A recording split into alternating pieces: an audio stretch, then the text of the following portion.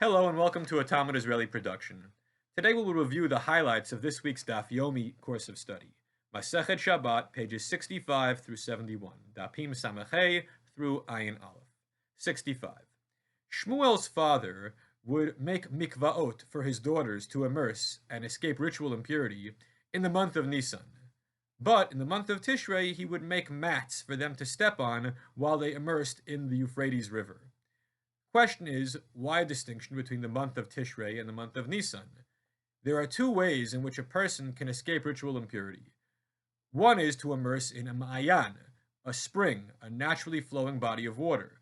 The other is in a mikveh, which is a collection of rainwater. Whereas a ma'ayan can be flowing, a mikveh must be stationary. The waters cannot be moving. Well, the question is about a river. A river is coming from spring water. However, over time, after it rains, rainwater will enter into the river stream and might come to dominate the body of water.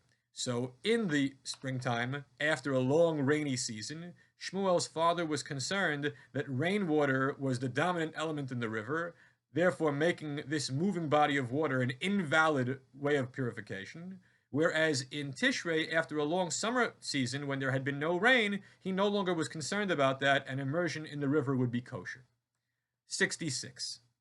The Mishnah tells us, B'nai Malachim, the sons of kings, the princes, the aristocracy, Yotzin Bezugin, can go out on Shabbat wearing bells on their clothing. V'chol Adam, and the truth is, any person can do this.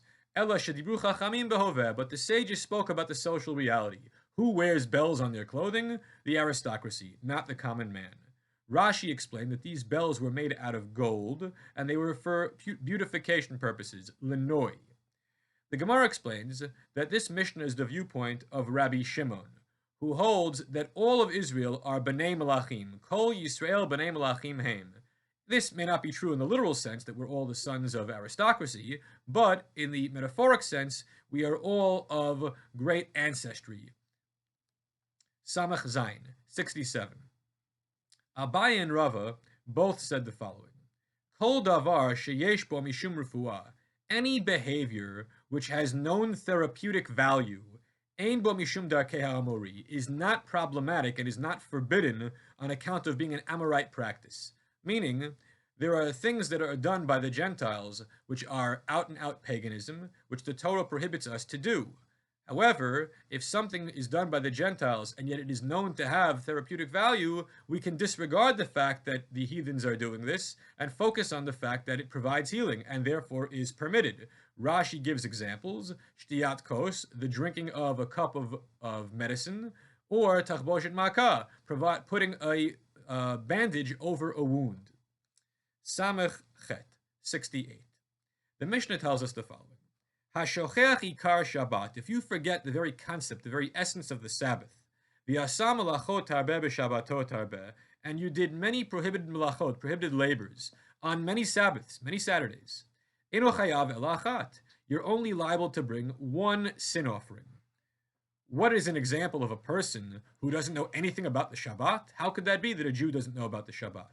Rav and Shmuel give two different answers. One is a tinok shnishbala bein ha'akum, a Jewish baby who was taken captive by the Gentiles and raised in a non-Jewish environment and never knew about the concept of the Jewish Sabbath.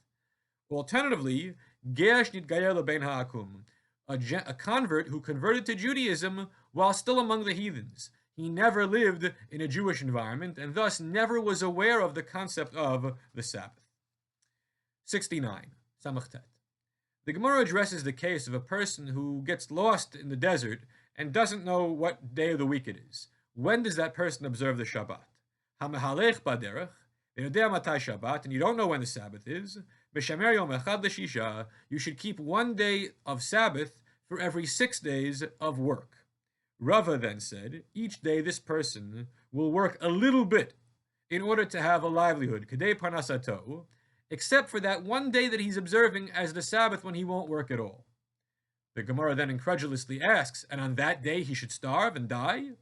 So it tweaks the answer and says, on the previous day he'll work twice as hard to secure enough food for 2 days, that day and the following day, which will be his Shabbos.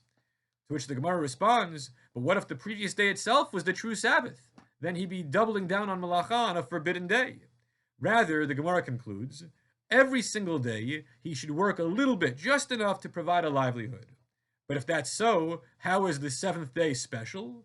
It's special insofar as he will make Kiddush and Havdalah. 70. Daf Ayin. The Gemara quotes the pasuk, Lo tiva'aru eish b'chol moshvotechem b'yom haShabbat. Thou shalt not kindle a flame in any of your habitations on the Sabbath day. And the Gemara wonders, why is it that of all the various malachot, all the various labors that are forbidden on Shabbat, why of all of them was kindling of a fire singled out to be mentioned expressly in the text of the Torah? To this there are two answers. Rabbi Yossi says, Havara lelav yatzet, that kindling of a fire was singled out to teach you that unlike all of the other malachot, which are capital offenses against the Torah, for which one could be executed, if one does the act of ha'avara, of kindling a flame, it is only a lav, it is only a low-level prohibition subject to corporal punishment. Alternatively, Rabbi Natan Omer, lechalek yatzat, that the reason why kindling of a fire was singled out was to teach you that just as that malacha can result in liability for a sin offering, so too can every other individual malacha result in liability for a sin offering, such that a person could be guilty of could be liable for as many as 39 chataot on one Shabbat. Daf Ayin Aleph, 71. Rabban Gamliel tells us, Ein yediyah lachatzi shir. There's no such thing as an awareness of a half measure. What does that mean? Well, a person will only bring a chatat, a sin offering, if they inadvertently transgress and then realize after the fact that they did something wrong. If a person were to become aware of their transgression before it concluded, then having concluded it with awareness, it is no longer shogeg.